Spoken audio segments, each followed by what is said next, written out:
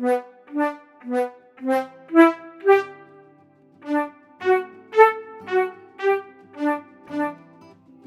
codes de gestuelle, la parole des mains.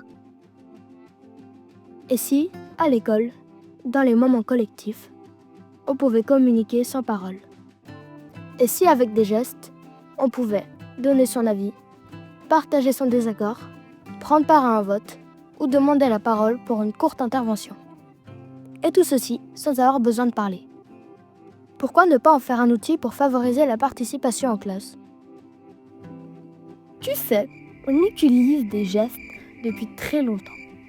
Par exemple, les chasseurs Bushman utilisent des gestes pour se dire des choses importantes, sans que les animaux les entendent. Et puis, les arbitres de football ou de basket, ils utilisent des gestes pour dire s'il y a eu faute ou si un coup franc doit être tiré. Pas besoin de crier, juste un geste de la main et tout le monde sait ce qu'il faut faire.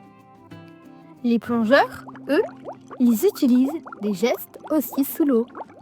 Imagine, tu es dans la mer et tu veux dire quelque chose à un ami sans parler. Tu fais un geste et il te comprend.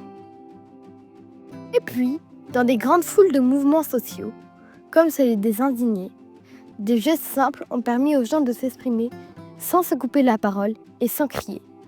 Un geste pour dire oui, un geste pour dire non, et toute la foule parlait d'une seule voix.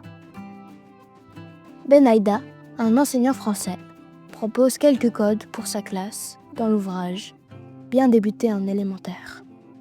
Et si dans notre classe, pour être entendu, on utilisait des gestes codés? Chaque geste deviendrait une parole sans couper celle des autres. Et si on laissait nos mains parler dans le calme et l'écoute?